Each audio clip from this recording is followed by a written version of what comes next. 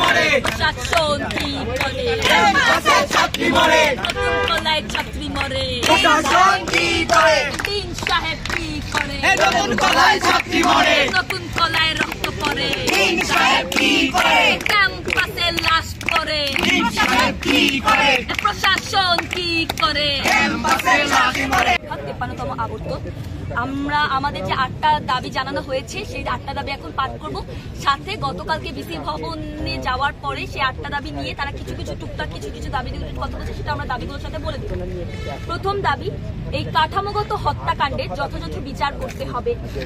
সেই রিলেটেড তারা বলেছে আজকে সকাল 10টার ভিতরে মামলা হওয়ার কথা, কিন্তু তারা আমাদেরকে 10টা পার হয়ে গেছে। আমরা ভোরবেলা থেকে 6টা থেকে এখানে অবস্থান করছি, তারা এখনো এই রিলেটেড আমাদেরকে কোনো কিছু জানায়নি যে মামলা দায়ের করা হয়েছে কি হয়।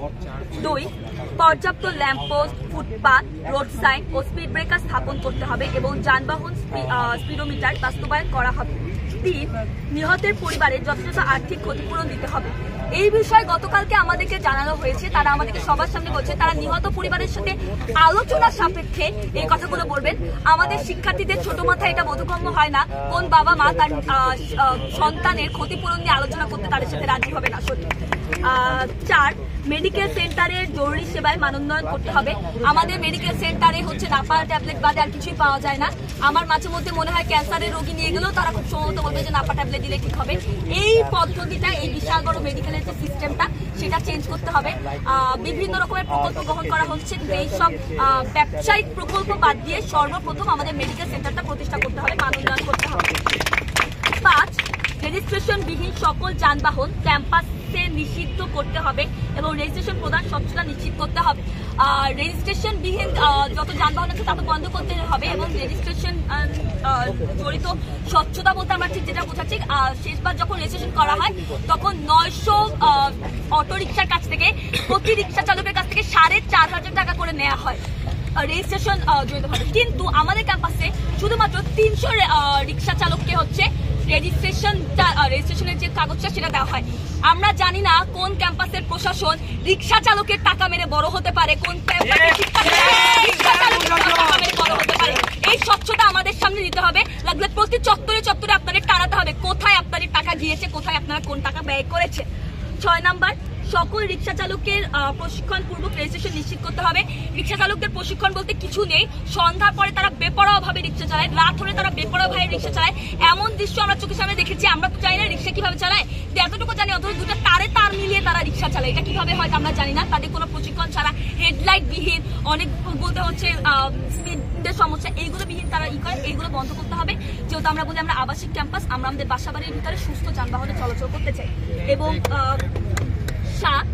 স্পষ্ট পরিচালক সহ অদক্ষ নিরাপত্তা কর্মীদের প্রত্যাহার করতে হবে।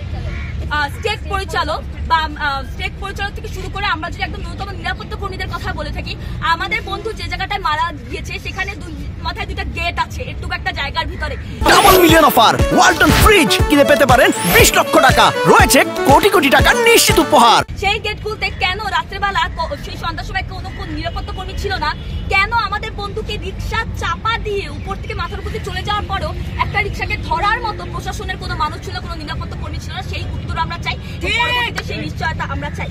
এবং 8 নাম্বার, 24 ঘন্টার ভিতরে সকল সিসিটিভি ক্যামেরা স্থাপন ও সচল করতে হবে। এই বিষয়ে গতকালকে তারা আমাদেরকে বলেছেন তাদের 5 কর্মদিবস লাগবে সিসিটিভি ক্যামেরা প্রতিষ্ঠান করতে, কারণ তারা বলেছেন মাঝখানে শুক্র শনি আছে। আমার বন্ধু শুক্র শনি দেখে মরে নাই, আমরা জানি না কোন শুক্র শনি দেখে সাধারণত সিসিটিভি ক্যামেরা কাজ করা হয়।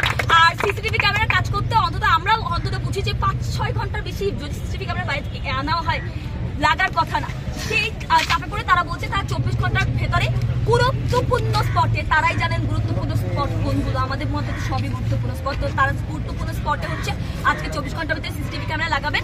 আমরা একটু পরে আমার বন্ধু হচ্ছে পরবর্তী কর্মসূচি ঘোষণা করে যাবে, তখন আমরা বলবো আমাদের সন্ধ্যায় একটা কর্মসূচি আছে, তখন আমরা বিসির কাছে যে জিজ্ঞেস করবো যে আসলে 24 ঘন্টায় তারা যে 2-3টা কাজের কথা বলেছেন, মামলা দায়ের কথা যা সকাল 10টার ভিতরে হওয়ার কথা হয়নি এখনো, তারপরে হচ্ছে যে সিসিটিভিটা হয়েছে নাকি, বা সাময়িক বহিষ্কার নিয়ে তারা কি ভেবেছে, তারা সাময়িক বহিষ্কার করছেন নাকি, এগুলো আমরা সন্ধ্যাবেলা জেনে যাবো। কর্মসূচি আজকে সকাল থেকে ছিল জাহাঙ্গীরনগর ব্লকে। আমরা সকাল 6টা থেকে অবস্থান করছি। যেই চাকা আমাদের সহপাঠীর বুকের উপর দিয়ে চলেছে, আমরা সেই চাকা আজকে ক্যাম্পাসে চলতে দেইনি।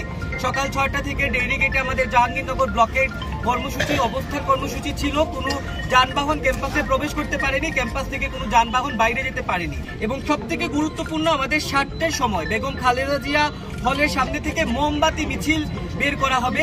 সেই মোমবাতি মিছিল ভিসির বাসভবন পর্যন্ত যাবে এবং সেখানে গিয়ে আমরা প্রশাসনের সাথে বসবো, ভিসি স্যারের সাথে বসবো।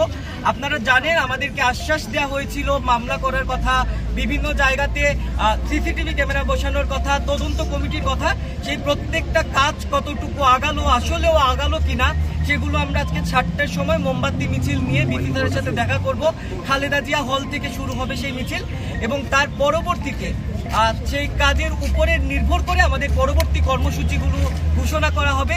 পরবর্তীতে আমাদের অবস্থান কি হবে সেটা আমাদের 7টার কর্মসূচি পরবর্তীতে ঘোষণা করা হবে।